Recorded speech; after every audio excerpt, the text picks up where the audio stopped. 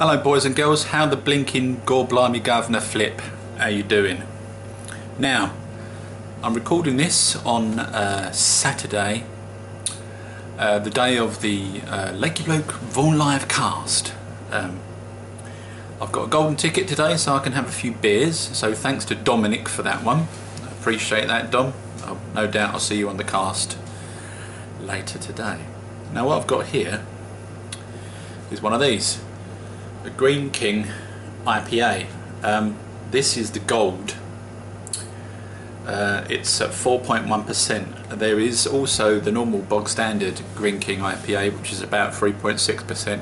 I've had that one before and I found it a little bit lackluster, to be honest with you. It was I was expecting it to be really strong hoppy taste and smell. It's a little bit bland. Bearing in mind I'm not really a massive hop head. I do like some hops, but not, you know, in your face. And I just found that really sort of boring. So let's give this a little bit of a read. I know Greene King are not particularly one of the favourites amongst the brewing community, but we'll give it a ring and give it a ring. Ding dong. We'll give it a read. Drawing on a heritage of brewing excellence that stretches back to 1799. And crafted at our brewery in the historic Suffolk market town of Bury St Edmunds, Greene King IPA Gold is a light, refreshing golden ale that truly brings out the best in the unique and aromatic Sainburys Goldings hop variety. So it's Goldings in there. I should put my glasses on, shouldn't I? I can't read this. The craftsmanship in this beer lies in the late hopping, which creates a perfect blend of tropical fruits, mango and spicy notes that delivers a beer with a clean, bitter taste and a crispy, dry finish. 4.1%. Best served cold. I'm going to serve it cold because I like cold beer. That's just me. It's won a gold award, this, so we'll give it a pour and we'll see how we go. It looks like a lager to me. It's got a sort of lager colour. To me, if I was doing a home brew, I would expect it to come out looking like that. So it looks quite nice. Not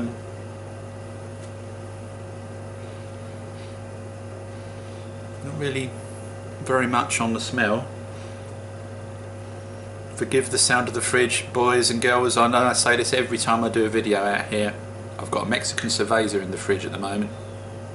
That's brewing at lager temperatures, around about 10 degrees, so that's going to be in there for quite a while. Hopefully that will come out quite nice. I'm using the Mexican WLP 940 liquid yeast from White Labs. Yeah, I'm not getting much of this at all. But it's well carbonated. Bearing in mind this isn't a nucleated glass, this is one of my Spiegelau glasses. Very thin. It's supposed to help bring out the flavour of the beer. Whether it does or not, I don't know really. It's arguable. Let's dive in.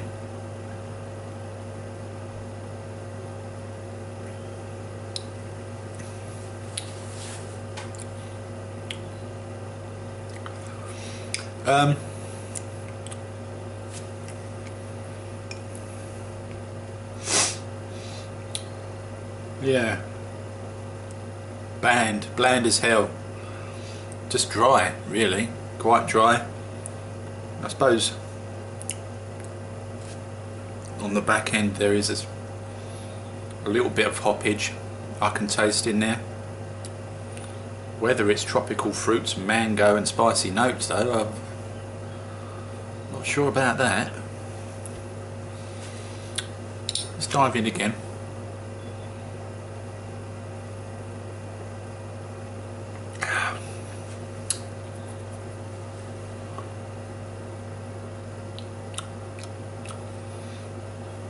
Maybe my taste buds are shot to hell because that's boring. I don't know how that's won an award really. Maybe I'm missing something, boys and girls. Maybe you can put me right on this front. The Greene King IPA Gold. at 4.1%. Maybe you can explain to me what's so gold about it. Oh, very well carbonated, sorry about that. Yeah, I'm not too concerned, though, because I only paid £1 for it. Sainsburys had them on offer a few weeks ago, so I bought a few bottles just because they were £1 each. And as I said, I had the normal Greene King one, which was the green label on the bottle there, and found that to be quite bland, darker in colour, quite clear though. And again, just a bit boring, boys and girls. I can make something much better than that with a kit and some additions, I think. That's just my opinion though. You've obviously got your own opinion on Greene King and what you think about their IPAs. I'm expecting more flavour, and I'm not getting anything really, apart from a dry tongue, which I don't much like.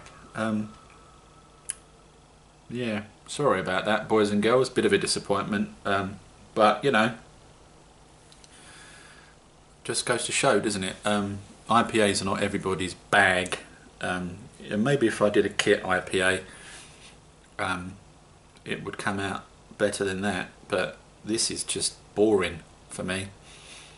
I can't cling on to any specific hop flavour in there really. I know if I do one of my hybrid sort of ale type things, I chuck in some Cascade and Amarillo and whatever I've got in the freezer really. You can taste the difference between the two hops, and they bring out the best of each other. When you have a sip, you go, oh, there's a little bit of orange in there. There's some citrus tones, and you can, you know, distinguish between the two hops. But with this one, it's just boring. Sorry, boys and girls. You might not agree with me, and you might agree with me. Doesn't really matter, really. It's just my opinion, isn't it? So, thank you once again to you lovely people for subscribing to the YouTube channel. 320 odd people on here now, which is great, so thank you. Also, the Turbo Cider group, we've got over 300 people on there too. Obviously there's a crossover between some of the people on the Turbo Cider group are going to be on YouTube and vice versa, but you're very welcome. And also to the Lakey Bloke followers on the Vaughan Live weekly cast, thank you very much. You're there every week, and I couldn't do it without you, so thank you. You make it fun for me. When other people are in there annoying me, you remind me that I need to keep on trucking and playing some tunes and having a laugh with you boys and girls. So I'm going to continue to do that. I know I said I wasn't going to, but I am. I'm not going to let the buggers get me down. As long as I've got you there to support me, I'll continue to do it. Yeah, so later on today, you probably won't even see this before then. God, bloody you lot are useless, aren't you? Well, I can't, everything I just said about you, forget it, you're rubbish. No, I'm only joking. I've got a runny nose. What's going on there? Never mind. Look, there's a topless lady, look. Woo. Well, she's not a lady, she's a mermaid. We never did solve the mystery of the topless mermaid, did we? Is she a topless mermaid, or is she just a mermaid? Yeah. These are the things that keep me awake at night, boys and girls. So, there we have it, the Greene King IPA. Boring, it's alright, it's... you know, it's sessionable, I guess. It's just very dry, not much flavour in there really.